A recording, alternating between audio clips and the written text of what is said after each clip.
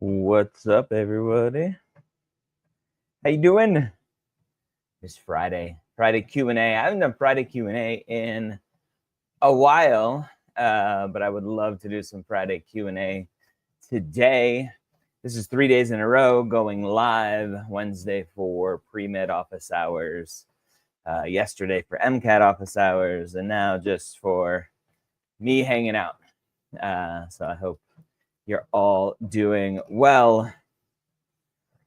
Now is the time to ask your questions. Let's hang out, have some fun. What's on your mind? What's bothering you? What are you worried about? What can I entertain you with for the next hour or so as I'm here chatting with you? I hope you're all doing well. If you don't know who I am, Dr. Ryan Gray, founder of Medical School Headquarters, MAPPed, author of the Pre-Med Playbook series, all that good stuff. Host of the Pre-Med Years podcast, as it says here.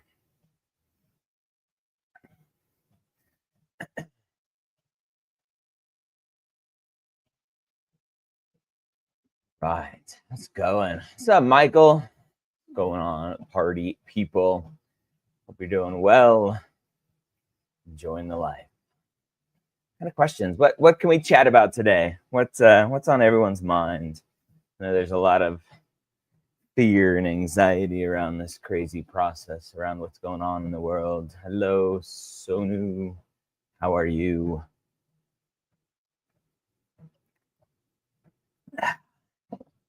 Michael says he'd be doing better if he didn't have so many secondaries. That's the game. That's how you do it.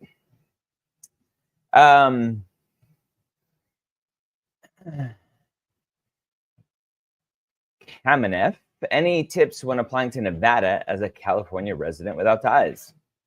There's no secrets around if you're applying to schools that have in-state preference and you are not a resident. There's really no tips. You apply, you do as well as you can, you cross your fingers, and you go from there.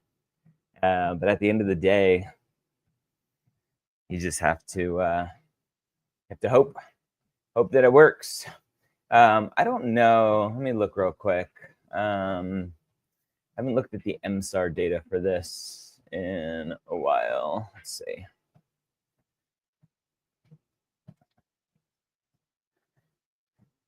I should be able to. Let's see.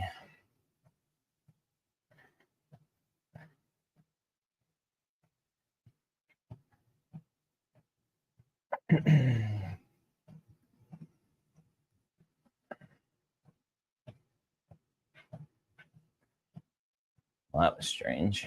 All right. I should be able to add. Let me see if I can do this on the fly. Hold on. Do that. I can still talk to you. I'm going to try to add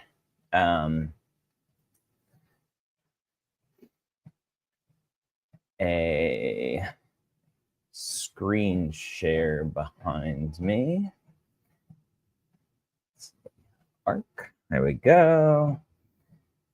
Shape. Tall. That.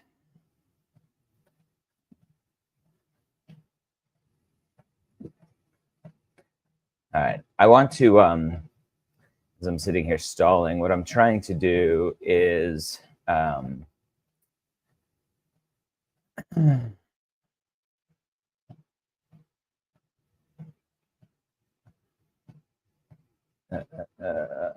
that's weird. It's not going with me.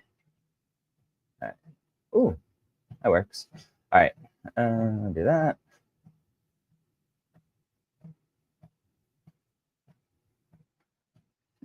Good enough. All right. So let me bring down. And then I will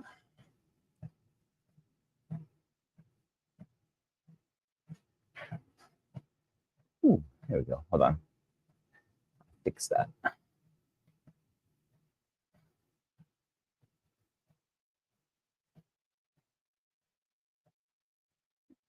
right. So now you guys should be able to see, even though it's got my little green screen issue there in the corner. Let's see if I can fix that real quick. You should be able to see the MSAR behind me. So what I wanted to do, it took me forever, I just wanted to be able to kind of show. This is a different setup for me. I haven't done this one specifically. I may make myself a little smaller. Oh, that won't work because it'll screw up the thing there. I'll scroll so you can see it. So we look at UNLV. Where I like to go is, and they changed all of this recently, and it's not mobile friendly. That kind of stinks. The thing that I like to look at generally also accepts out of state, is case by case. They changed their layout here, so it's much harder to see, and you can't just scroll like I used to in the past. So let me see.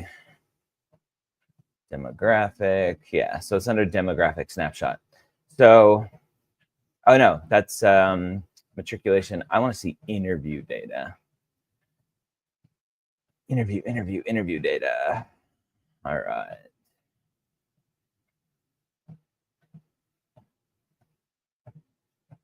Let's see if it's here. I haven't relearned where this is yet. Post submission.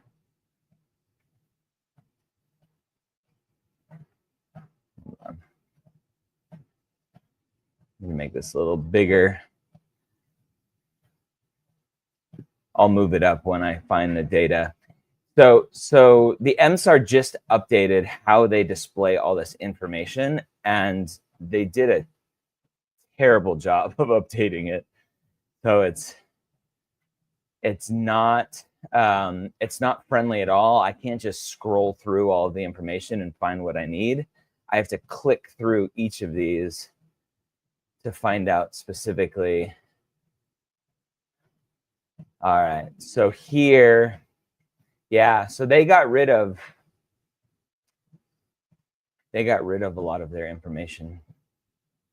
I was looking at it recently for a different school, and they still had that information, but it's not here. What I was looking for is how many students are they, how many out-of-state applications did they get, how many out-of-state interviews did they do, but it looks like they are removing that information, which is a bummer. So this is the only information: interviewed, 166, in-state, 134, out-of-state. I mean, to me, that tells me 0 international. It's kind of hiding behind that number. Let me see. Move this up. Hold on one second. I'll just get rid of me for a second.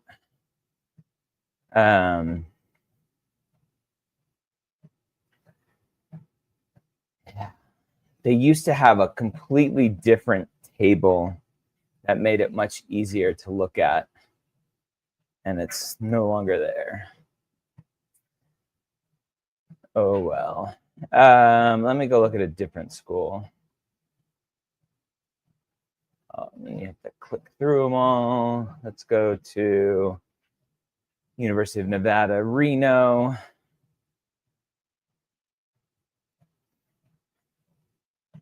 Yeah, they're just getting rid of all of their information. Not cool.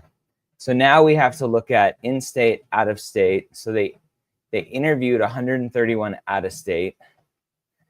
And then we have to come here. Oh, here's the good information that I'm looking for. They interviewed 131 out of 1476. A third of the class is roughly out of state. So when you're looking at, is a school in-state or out-of-state friendly, let me see if this has it too. Maybe I just had it too small to see it. Demographic, yeah, so it's still here. So you can see here, again, about a third of the class is out of state. So the question then comes down to who's in-state friendly, who's out-of-state friendly, who's not. And for the students that got into medical school, what did they do to separate themselves? How did they stand out, if you want to use that word? I don't like to use that language, but yeah, so it's there. So how do you get in? I don't know. You just go and apply. If those are schools that you want to go to, you find out why you're a good fit for those schools, and you go. All right, thanks for bearing with me as I look through that. Does going to an SMP at a DO school hinder my chances at applying to an MD school? No. I don't know how to describe my seed. I went into university wanting to be a lawyer, and in my third week of undergrad, I was sitting in class and just had a moment where I knew this isn't for me. I'm a doctor. No, you're a pre-med. I've always loved science classes, etc. Not once did medicine cross my mind until that moment. Yeah, Jesse, there's got to be more to your story than just that.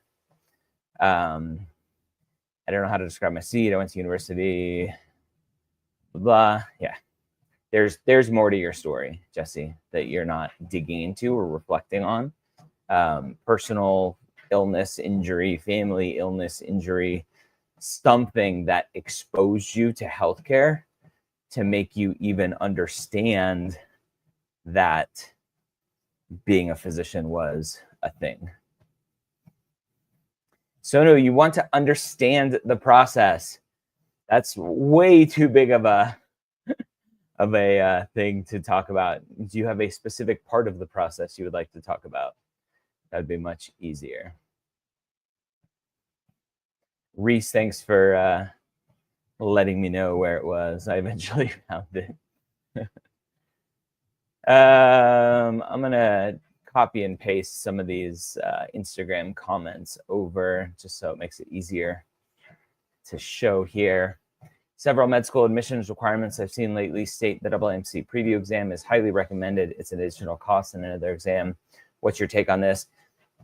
I unfortunately would take highly recommended as required. I would just take it.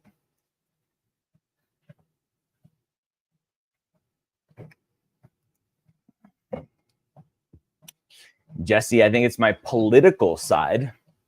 I felt like I could make more of a difference in medicine. That sounds inauthentic and generic and just illogical. Jesse, if you want to come on, we can have a conversation. I think maybe can try it. I've never tried it through this doing a portrait. You can make it work. Figure it out. Let me know.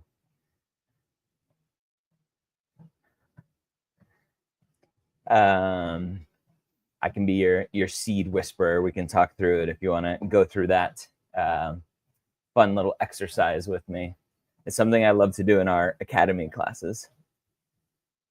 Michael! Jesse, like live? Yeah, like live. I wanted to ask about the MMI. How do you think we should tackle group activities and scenarios? I don't want to come across as dictatorial, but I don't want to not participate. That's exactly it, right? The language I use is don't be the alpha, don't be the sheep, right? Before I've been saying that forever before sheep became a very polarized word. Is you don't want to overpower, but you also want to participate. You want to be collaborative. If you want to try to lead for a little bit, like try, and see what goes on. Ashley Claire would like to come on. Ashley, you wanna come on and do it live with me and see how this goes?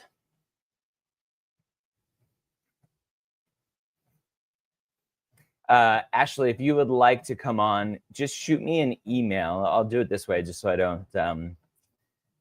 don't throw, or actually, no, you don't have to do it through Instagram. I'll send you a link to join the platform that I'm using. If you want to give me your email address, or you can just email me if you don't want to put your email address out there. It's just ryan@map.com. And just shoot me an email. I'll look for it right now, and then I will send you a link to join.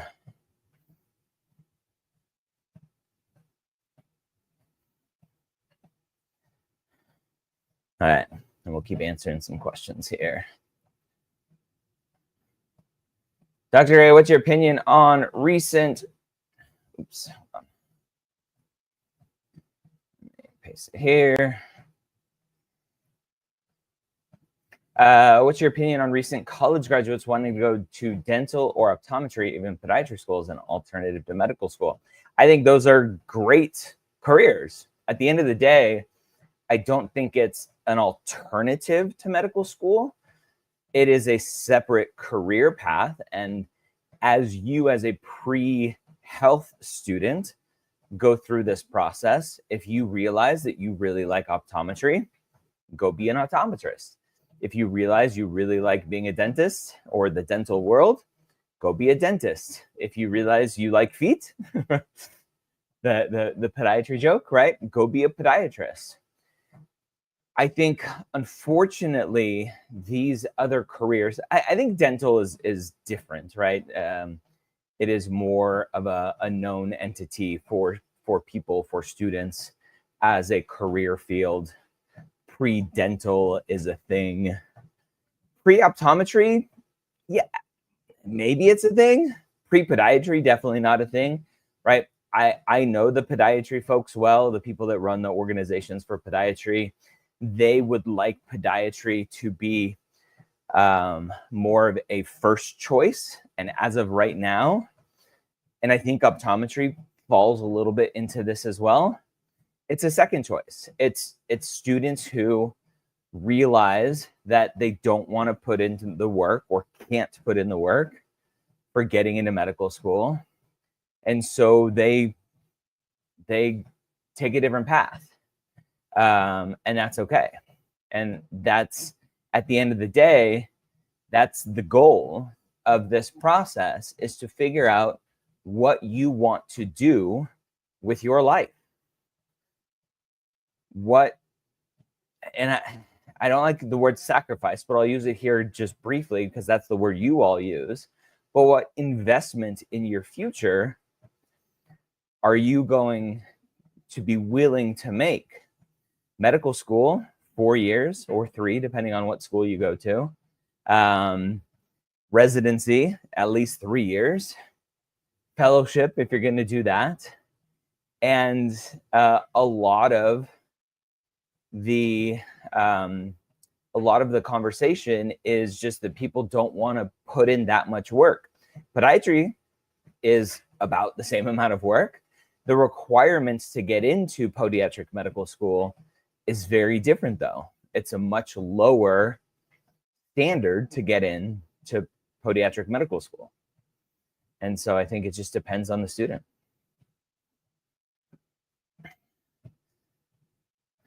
This is a very interesting question. Thoughts on a 511 MCAT score for DO apps too high? Like, that's just silly to say, oh, my MCAT score is too high for DO schools. I don't think an MCAT score is ever too high. Yes, will DO schools question, potentially, why you're applying to them? And, like, hear me out, right? The average MCAT score for a matriculated student at DO schools is about a 504. I think it's been going down recently, which is concerning. And so The DO schools would love to have you at a 511. They're not saying, oh, we don't want a 511, that's too high.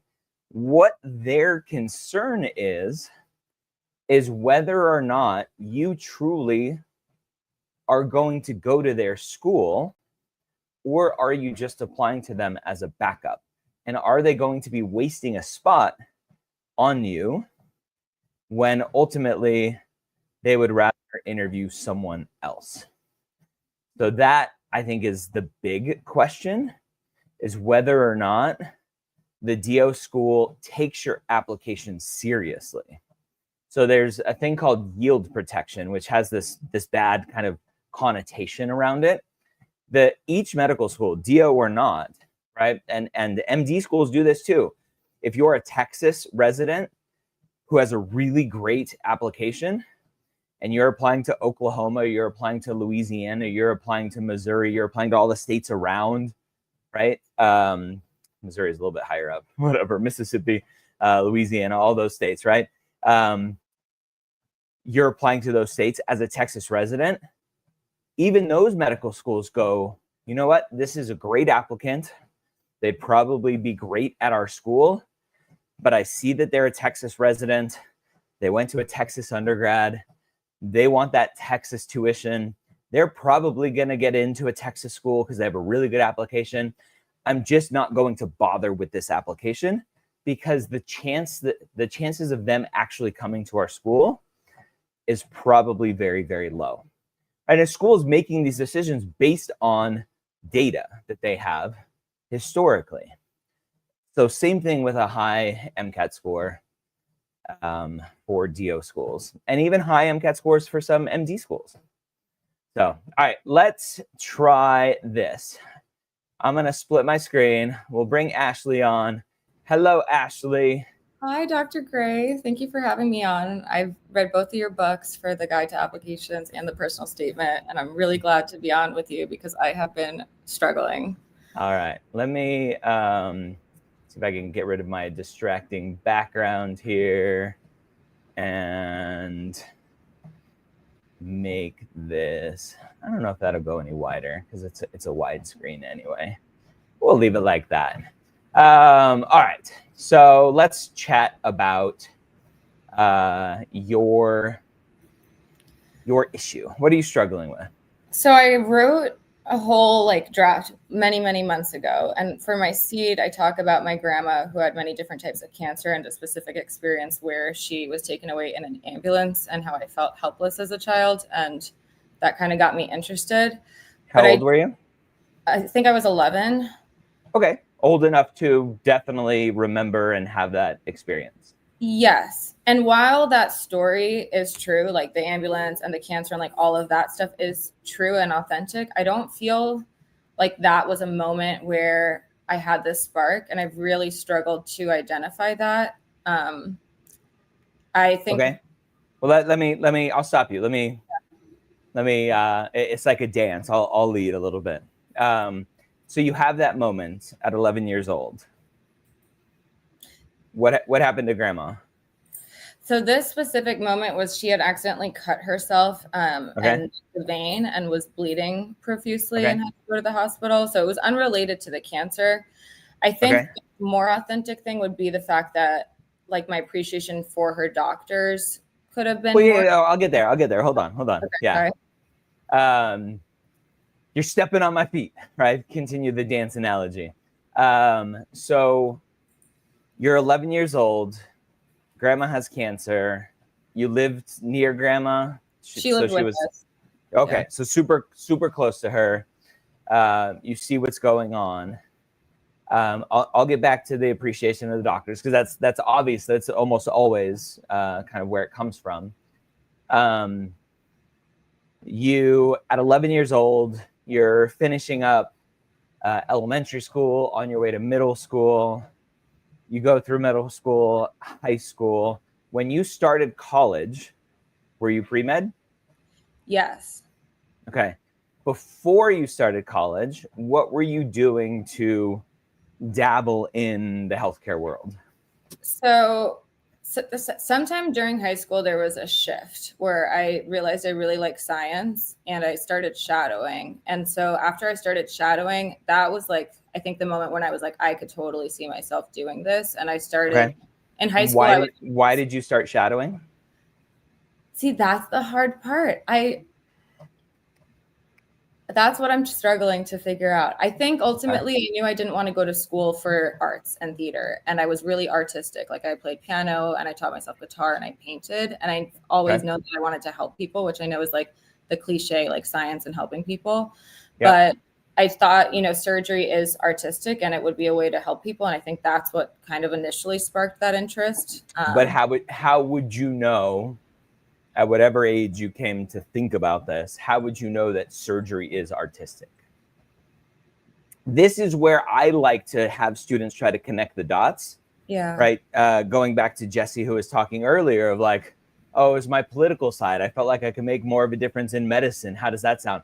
Like, that's just illogical. How do you just think I'm like randomly, oh, I'll make more of a difference in medicine? How did you connect the dots that surgery was artistic? I don't know, because at that point I didn't see it yet, Yeah, because it's just not true, right? And that's what I want to get to, is you're trying to put your current ideas and thoughts and exposures and reflections onto old Ashley, young Ashley, right? So that's where it's just, for me, I think very easy to go, that's not the angle that we want to go to, because that's not what you were thinking then. That's just you trying to think about it now. And so we go back to grandma has cancer. She's living with you. You mentioned an appreciation of physicians. So let's go down that path for a little bit. I like your knife full of walls, your wall full of knives back there. It's my neighbors. I'm dog sitting for my neighbor. Like that's a serious knife collection there. I like it. So I know her doctors, but I know that she was supposed to pass away around the time I was 1 year old, and through the care that she received, that gave us like 11 more years with her. She passed when I was 12. So as a child, I didn't understand what they did or like how they kept her alive, but I did have an appreciation. I'm not the grandma on the other side of the family's like never been in my life. So like the doctors basically allowed me to have a grandma, and was like the best person. Okay. When you think about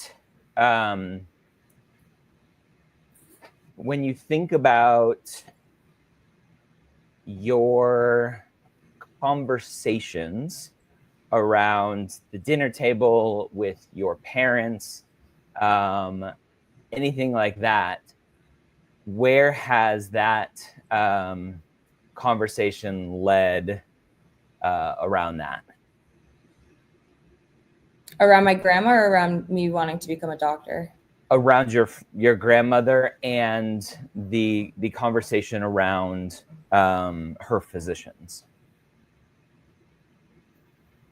I feel like there wasn't, I mean, it could have been because I was young. There wasn't too much, there wasn't too much talk about that. There was just kind of the constant, like when things started getting really bad, it was like, well, we've had 11 more years than we should have had. So we're super grateful for that. So I would go to your parents and say, hey, I'm trying to come up with my personal statement, why do I want to be a doctor. I really think it was the fact that grandma lived with us, grandma had cancer. There was always seemed to be, at least that I'm kind of remembering, conversations around her physicians and medicine and all that stuff that allowed her to stay with us, to be with us. Is there anything that you all can think about, right? Talking to your parents, anything that you can think about that I just can't remember right now? Yeah. Like, did you take me to the doctor and I just don't remember, right? Yeah. Was there interaction that I had with the physicians? When did I start discussing medicine and doctors and healthcare? and see if you can dig in there a little bit. Okay. I think that's your seed. You just need to flush it out. I felt like I was like trying to create like it felt like pulling teeth. I feel like that I was trying to create a seed, and like after like reading, you know, like the examples and stuff in your book, and a lot of them do talk about like illness and like the family. Mm-hmm. That's kind of like the only thing that came to my mind. But it didn't feel, and I think that's the issue, is it doesn't like read authentically because I've struggled to figure that out. I think you will be your harshest critic. And if Okay. you put it on paper and someone else reads it, it doesn't have to be this miracle situation that someone reads and just starts bawling. It, as a reader, I just need to go, yep, got it. I understand this was impactful. Let's move on. Okay. And then while I just wanted to ask, while I have you, so I talk about like my own health experience after that, and then I discussed like one patient in particular, and I worked with Alzheimer's and prion disease patients, but I chose to talk about like multiple experiences with one person rather than multiple patients. Do you think that that's okay? I would question why you're talking about your own health journey. In my, right, this is my fake made up world of the book and seeds and watering events. Your grandmother sounds like pretty solid watering of or seed. Mm-hmm. You, again, in my fake made up world, aren't a watering event. Yeah. I, as the reader, need to understand you taking care of other people and how that continues to motivate you through this journey. Yeah. That's where the patient encounters come from. Not that you have to have 2 patient encounters, Yes. but you are confirming for yourself through your stories and helping the reader understand that you've been exposing yourself. You really like taking care of patients. You want to do this for a living. Yeah. I think I brought that up because it was something like that motivated me to be like that person for other people experiencing it. And I don't say this in it because I know you're not supposed to speak negatively, but I did not get like, I never got a diagnosis. I never got treatment. I had to like drop out of school because of how severe it was. And so like, it was a really like dark time, but I think that that helps me to empathize and to like be the doctor that I didn't have. Yeah. So you're more focused on skill set. Okay. How this is going to make you a better doctor. And not why. And not why. Yeah. It's a common trap. Again, it's not a wrong way to do a personal statement. Just with our philosophy, that's not what I would focus on. Yeah. And then you run into the risk of someone reading that going, oh, and depending on what you're writing about and how you're writing about it, oh, this is someone who has an illness, who had to miss school. Is this going to be an issue in medical school as well? Now they have concerns about you finishing medical school. Mm-hmm. Yeah, I do address it in the other impactful stuff. It was like a physical issue, and thank God it went away. But I think I was trying to do it from the sense of like it motivates me to like want to be a doctor, to be that person for like people who are also like going through that. But I get what you're saying. It is more about the skill set than the why. Okay, I have some digging to do. Yeah, and just stop overthinking it. Right, you're gonna go through a lot of iterations. Write a personal statement, get some feedback, switch some stories around, get some feedback. Just don't keep it all in here, critiquing yourself in here. Get it out on paper and get some feedback. Okay. Yeah, I was trying to submit before end of June, and then like everybody that I got feedback from was like, you need to scratch the whole grandma thing, and so I've been trying to revamp it, and it's been a struggle. Yeah, send it to me. I'll give you some feedback. Okay, thank you. I really appreciate that. Yeah, and thank you for having me on and for your time and your guidance. I'm a big fan of the reporter, so you're welcome. Good luck. Thank you so much. Yep. All right. Let's keep rocking.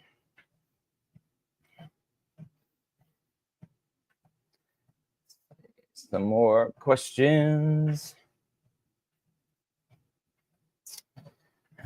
Crazy to think that a 5'11", 5'28" is average. Well, it's closer to 5'12", but yeah, that's the way it works. And that's not average. That's average for matriculants or accepted. I always forget the exact language. One of those. All right.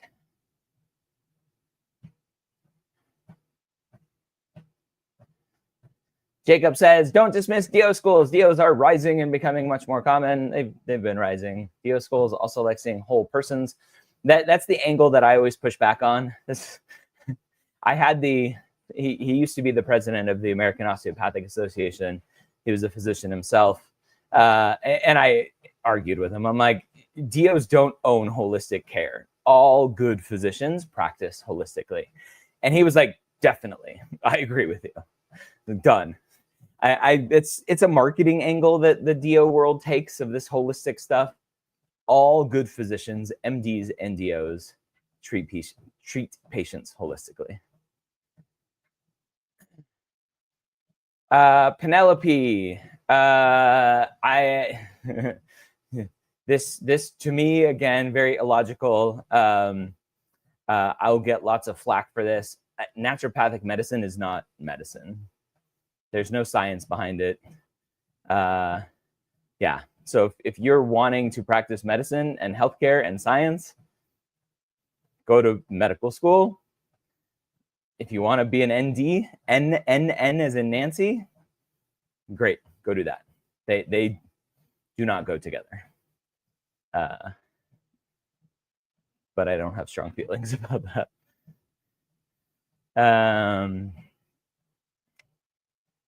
All right. Tyler, non-trad here, just experienced multiple deaths, but don't want to completely ruin the reader's mood. Yeah, it's all about how you write about it at the end of the day. You can write about bad experiences and not be a complete bummer.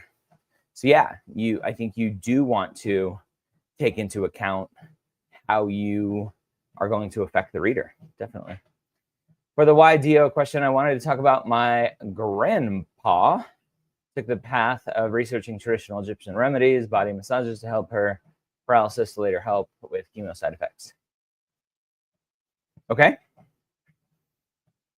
Have to see it.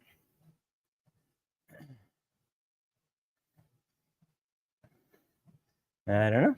Might work, might not. It's one of those. Just gotta kind of see what it looks like. Right.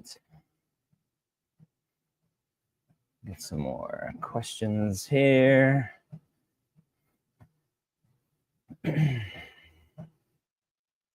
Took the MCAT, applying with it currently. I want to take the MCAT again just in case I don't get in for next cycle. Does this matter to schools I'm applying to right now? Yeah. If you're applying, I'm assuming you're not going to take it in or by September, August, September, and you mean that you're going to register for it for January, February, March, April of next year, it potentially could affect those schools. Usually at that point, you kind of know I'm going to get an interview, I'm competitive or I'm not. If you're sitting on crickets, then I wouldn't worry about it. If you've been interviewed and then you go and register for another test, I would have a conversation with the school to just say, hey, you know what? I just want to make sure I'm prepared for next cycle if I need to. I'm going to retake it. Will this affect my kind of place with you all?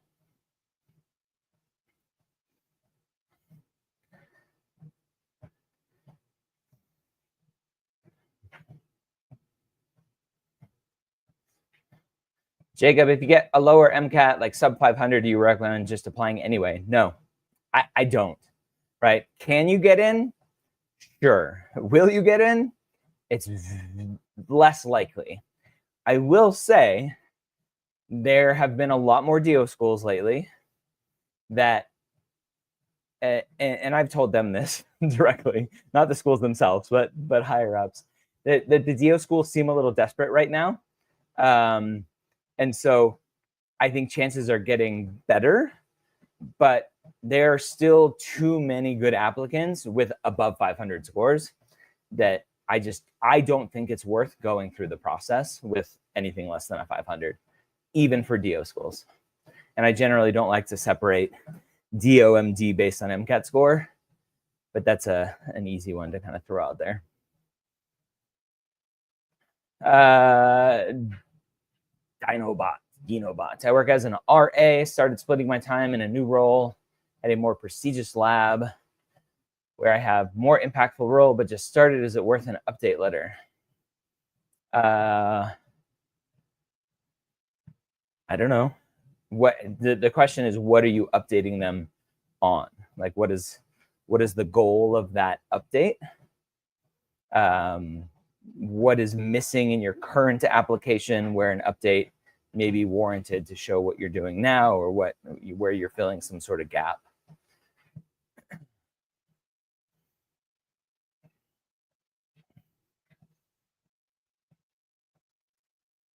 My MCAT score comes out late September. I plan to complete all of the secondaries during the waiting period.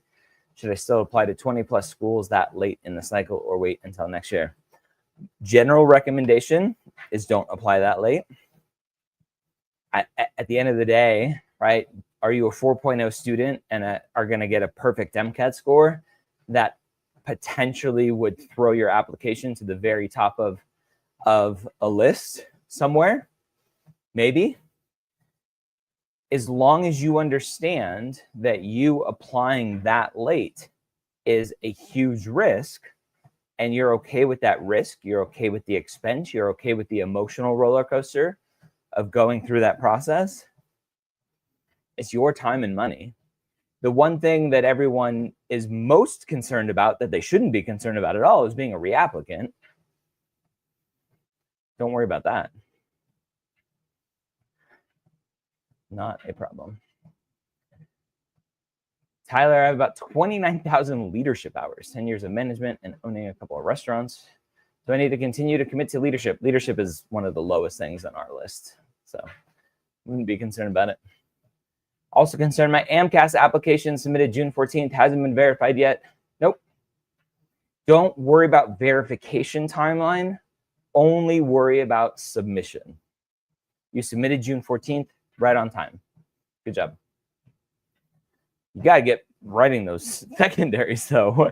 How do you only have 4 schools done? You submitted a month and a half ago.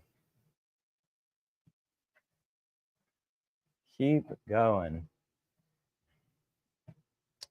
Does SES only refer to education of parents, or does it also underrepresented status? SES is only socioeconomic, right? As the title refers to. The classification is calculated by AMCAS based on parental data, I'm pretty sure. So I wouldn't even worry about it because it's not something you can control. It's an automatic kind of calculation there.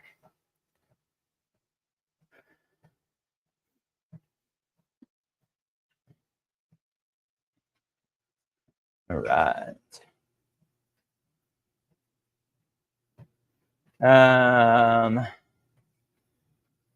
Let's see. Let's keep it going.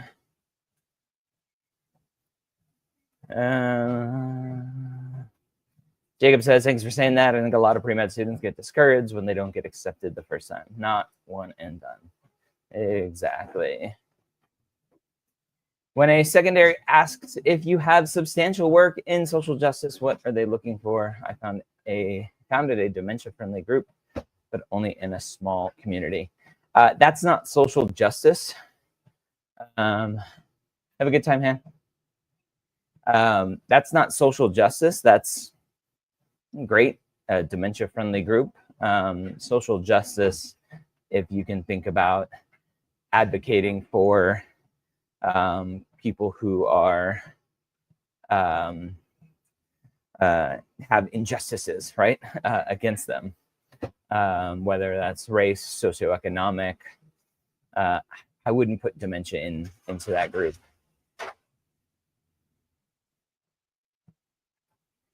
Monica, you keep asking about how to answer YDO. There's no, I haven't answered this because there's no way to answer this. It's authentic to each person. You have to go research the DO world. You have to go understand it. You have to go talk about it. I personally hate the question because at the end of the day, being a DO is being a physician. I think DOs try too hard to be different when they should just accept that they're the same with different letters. So you have to come up with something for yourself. What are your thoughts on global outreach volunteering? Someone told me it's seen as tourism by AdComs. I think it depends on what it is.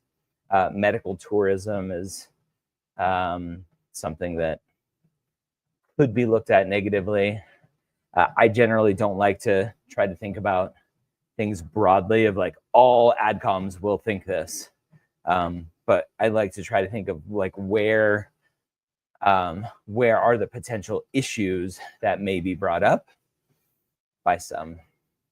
I think it just depends on what exactly you're doing, because global outreach volunteering to me doesn't tell me anything. I don't know what that means.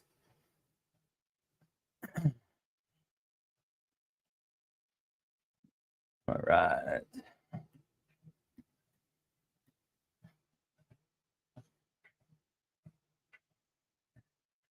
Do you have an MCAT range where you generally suggest not retaking, even if the average full-length scores are notably higher? This is such a personal answer depending on the student. If you're scoring 520s, 525s, and you get a 505, I potentially would think about retaking it. But there's lots of questions that come with it. Were you taking the tests in a real testing environment, doing it based on time, starting at the right time, and then also doing some reflection, like, do you have anxiety? Do you have test anxiety? Is this something that may catch up to you on your real exam, that your anxiety just doesn't, it's just not bothered because it's a fake exam, right? You just got to be, you just got to be careful and understand yourself there.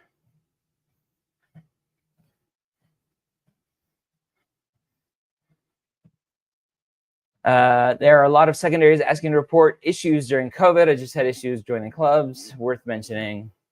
Up to you. At the end of the day, it's your application. Write what you want to write about. If you think it's impactful, do your thing.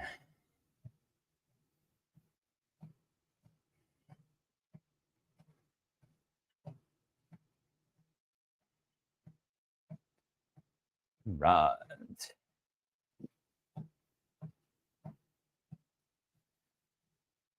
Akshay, how do you recommend discussing mental health for adversity essays? Very carefully. Mental health is probably one of the most stigmatized things still we have in society, and through this process, you don't want someone to look at this essay and go, oh my gosh, you're going to have lots of issues in medical school. I just don't want to bother. So there are ways to talk about it that maybe are better. But at the end of the day, understand that it can be held against you, depending on how you talk about it. All right, friends, I think I'm going to end there. Been going for 50 minutes. Great session. Hope this was helpful. I'll talk to you soon. Have a great day. Go to Medical School HQ.